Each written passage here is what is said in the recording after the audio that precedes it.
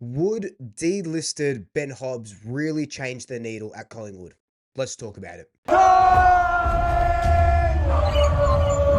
Before we jump straight into it, a couple of things. A couple of days ago, I announced that on Wednesday nights, we're going to be doing a live stream, so weekly, called The Nest.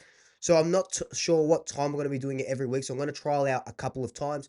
So tomorrow, it's going to start at around 6 o'clock, so 6 till 7, maybe a little bit later. We're not going to be talking for longer than an hour. I don't want to push it to an hour and a half, so maybe just an hour or around there. We'll get you on, have a little bit of a chat. So really keen for that. So be sure that that schedule thing will go up a little bit later today. So that's going to be really, really cool. I can't wait to do it. Been wanting to do a live stream for so long, and have the time now. I've made Wednesdays free for all of you, so very keen on that. And we'll be drawing out the winner from the end of year survey as well. So I'll put the link down there below. If you haven't filled it out, fill it out because we'll be drawing that Wednesday during that live stream as well. But without further ado, let's get into this video. Now, recently, Essendon just delisted Ben Hobbs. So former pick 13, had a really, really good 2023 season. He is an out and out inside mid. So in his draft year, he was one of those players that had pretty much one position, and that was as an inside mid, 183 centimeters. So not super, super tall. But he, in his draft year, an excellent, excellent inside midfielder. Essendon, I was going to say, with a stacked midfield. They don't have a stacked midfield, but they've got a lot of midfielders, a lot of inside mids as well. In the last couple of years, they've pushed him over to a half forward role, and he just doesn't play there, right? He's away from what he knows best as that inside mid, and it kind of reminds me of Taylor Adams in that sort of last year in 2023, where we did push him out of his inside mid role and played him off that half forward role, and he wasn't doing too well. We just played him to keep him in the team because we love having Taylor Adams in the team, and then ultimately he leaves. Now, in 2024, Collingwood was super keen on Ben Hobbs. I can't remember why we didn't get the deal done. We hadn't dealt with Essendon. I know that. We might have just shown a lot of interest and then just sort of dropped off a little bit. But in 2025, is the interest still there? Royan versus Jones. Kako to Hobbs. Realised he could plant the foot and get enough torque on the footy.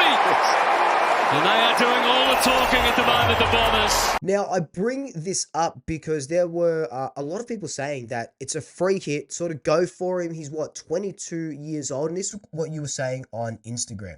Now, I think it's interesting that the whole delisted free agent thing, it's a free hit, but it's also a list spot. Now, I've got another video coming out later about our list spots at the moment and what that sort of looks like leading into the draft. So we're pretty tight on spots. You could maybe get Hobbs in as a rookie. If we don't take our whole, if we don't fill up all of our list spots in the draft and in the rookie draft, you can have SSPs. Remember, Lockie Sullivan was an SSP. Markov was an SSP as well. So you can still have that opportunity if we don't fill up all of our list spots. So Ben Hobbs could be a train-on player as well. So that's waiting to be seen. But my biggest, well, not biggest concern, it's not a big concern, but with no Tom Mitchell now, we've lost an inside midfielder as cover. Now, I'm not saying Ben Hobbs is going to be an excellent cover like a Tom Mitchell would if Ned Long gets injured, put him straight in. But we do not have a inside mid anymore with AFL sort of experience. We've got a couple hanging around the traps, but going back to my point from the start of the video, would Ben Hobbs move the needle a lot? And I just don't think he will. I know some Collingwood supporters think that it's a free hit. And, you know, he's good, fits the age bracket, 22 years old, but there are a lot of knocks on him. He's not quick. His disposal isn't that great. And like I said, he reminds me of Taylor Adams. He does in a sense that his disposal isn't great and he's not that quick. But what I love about Ben Hobbs and the positives is that he is a hard nut. He will put his body on the line. He will go in and under to help you get that ball and help the team. He looks like a really great team player. But does the benefits of that outweigh the costs of being poor by foot and just not quick. And we know that we really need some more quickness in that midfield. Now, we do have a couple of players that we can promote from within. Justin Lepich on Trade Radio, he did say that, yes, we've been quiet this trade period, but we can promote from within. And he name-checked Reece McGuinness, he name-checked Harvey Harrison. Now, for this inside mid role, or this midfield role, the first name that comes to mind straight away is Harry Perryman. Now, Perryman was playing in the backline for most of this year. He came from the Giants to play in a midfield, but we had to put him into the backline because, we've had Jeremy Howard's out at times, Billy Frampton was out at times, and we just need that stability down back. So I would love to see Harry Perryman back into the midfield. Now, when he played that opening round against the Giants, against his former team, he was, from memory, he was out and out just a midfielder, and he did phenomenally well, even though, we lost by 50 points. But I thought he showed a lot of signs that he was going to be a really great midfielder.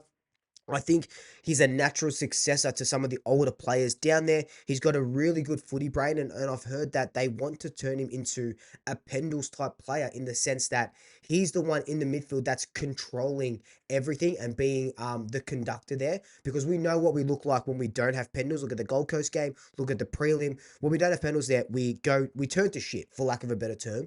So we need someone else in there. I'm hearing that it could be Harry Perryman. So that's going to be an interesting one to see over the summer, if he is going to be more of a midfield role. The other one, of course, is Harry Delisted. Now, Delisted, I know we've been calling for him to be debuted for so long, but you got to understand that he started off like on the wing, and then he was playing halfback, and they were trying him on the wing quite a lot more until this season in the VFL, where they put him into the middle as an inside mid so he can learn from Tom Mitchell, and he was actually doing really well. Now he's found his niche. Now he is an inside midfielder, but again, the only knocks that I have on him, and I think why he hasn't debuted, even though has had a fair few great games in the VFL, his disposal efficiency.